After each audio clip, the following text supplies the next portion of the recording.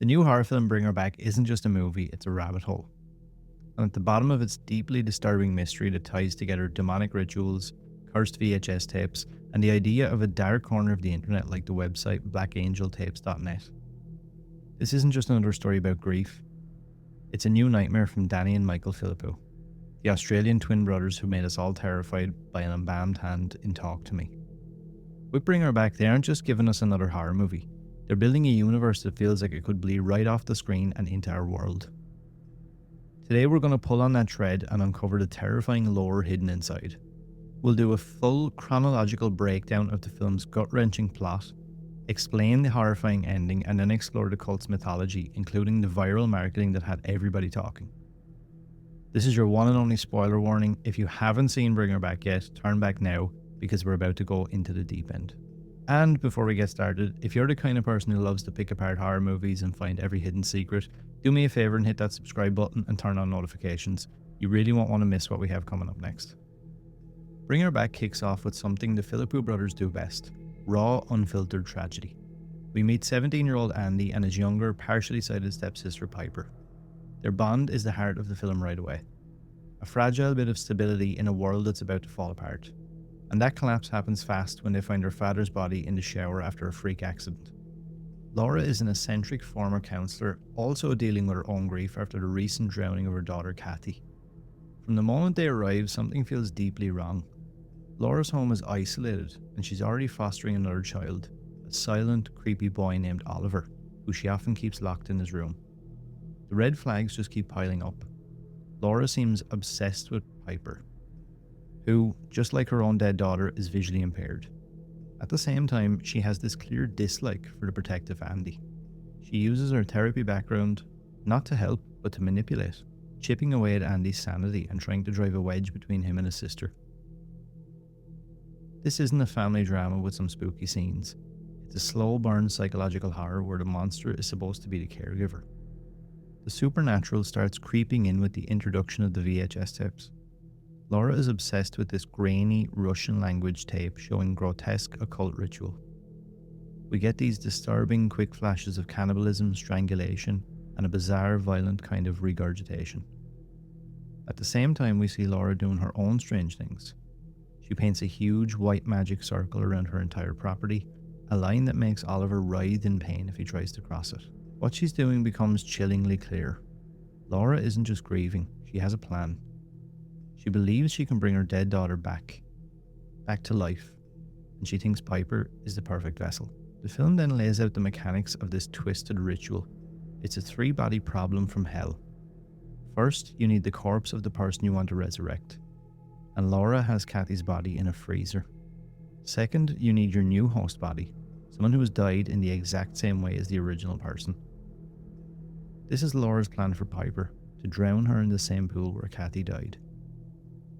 And third, you need a living vessel who is possessed by a demon to act as the middleman. This host has to eat the flesh of the original corpse and then, in the film's most graphic scene, vomit the soul and remains into the mouth of the newly sacrificed body. And that's Oliver's role. He's not just some troubled kid, he's a possessed vessel for the demon Laura calls an angel. He's a missing child named Connor Bird that Laura apparently kidnapped for this very purpose. The movie's tension just keeps climbing as Laura gets more and more desperate. At one point, she even frames Andy for hitting Piper to turn his own sister against him. The violence isn't just for shock. It's about showing how grief can twist into something monstrous that consumes everything around it. The climax of Bring Her Back is a non-stop assault of psychological and physical terror. After weeks of being manipulated, Andy finally convinces their social worker Wendy that something is seriously wrong at Laura's house. But by the time they get there, it's too late. Laura's plan is already happening.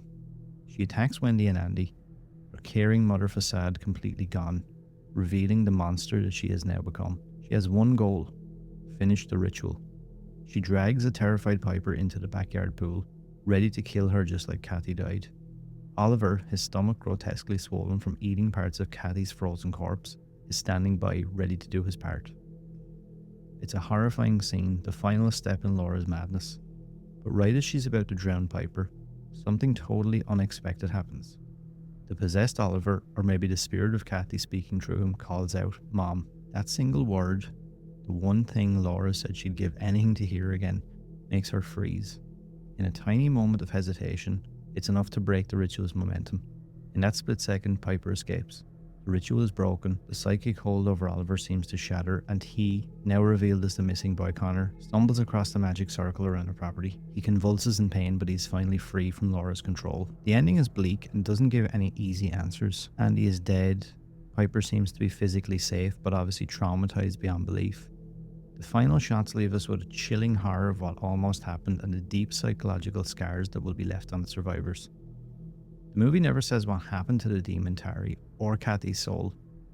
Was it really Kathy who spoke, or was it the demon just manipulating Laura? The ambiguity is the whole point. The film suggests that the cycle of trauma, once it starts, never really ends. It just finds new people to infect. Grief is the real monster, and there's no easy exorcism for that. Now this is where the story gets even more disturbing, because the world building doesn't stop when the credits roll. The film brilliantly creates the idea of a real-world dark web marketplace, blackangeltapes.net. In the world of the movie, this is the kind of disturbing online place where a character like Laura could have found the cursed Russian VHS tape in the first place. The tapes themselves, with their lo-fi, cryptic style, feels like something you could stumble upon online.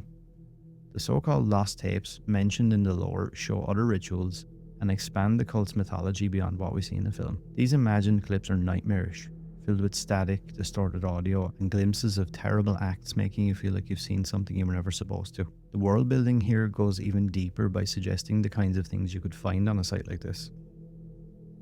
It implies that there would be listings for ritualistic paraphernalia, all presented as if they were for sale. You can just imagine seeing consecrated knives, bloody garments from past rituals, or even a starter kit for the exact resurrection that Laura tries. The idea of a community built around these rituals makes the whole thing feel much more real and grounded. This is what makes the lore of Bring Her Back so effective. The tapes aren't just a plot device, they are presented as a tangible object that exists in the film's reality. The rituals aren't just something you watch. The movie's universe invites you to imagine how someone could get pulled into this world. The Philippou brothers have created a terrifying feedback loop where the film makes you believe in this hidden online world, which in turn makes the film itself that much scarier. So what's the takeaway here? At its core, Bring Her Back is a really powerful and brutal look at grief and trauma, which are the themes that the brothers also hit on in Talk to Me. Both movies use supernatural horror as a way to talk about internal pain. In Talk to Me, it was about addiction and how teenagers recklessly handle grief. In Bring Her Back, it's about the all-consuming, maddening grief of a parent. A sadness so deep it rots into a monstrous obsession. The character of Laura is a tragic figure twisted by loss, a caregiver whose need to heal others becomes a weapon to break them. The film and its incredible world building show a new way to do horror. It understands that a story doesn't have to be stuck inside a 2-hour runtime. By creating the lore of Black Angel tapes, the filmmakers make the cult feel chillingly plausible. They've made the threat feel like it could be just a few clicks away in the darkest parts of the internet. It turns you from just a viewer to almost an investigator trying to piece together a dark and disturbing puzzle. Ultimately, Bring Her Back is a stunning and deeply unsettling movie. It's bleak, it doesn't pull its punches, and it will crawl under your skin and stay there. The performances are incredible, the direction is confident and stylish, and the central ideas are both deep and terrifying. It's not just one of the best horror films of this year, it's a great example of modern and immersive storytelling. So what do you guys think? Does the Black Angel Tapes website make the movie scarier for you? Let me know the creepiest part of the film for you in the comments below. What do you think the cult's ultimate goal is? I'd love to hear some of your theories. Thanks for watching. If you enjoyed this breakdown, please give this video a like and think about subscribing for more deep dives into your favourite horror.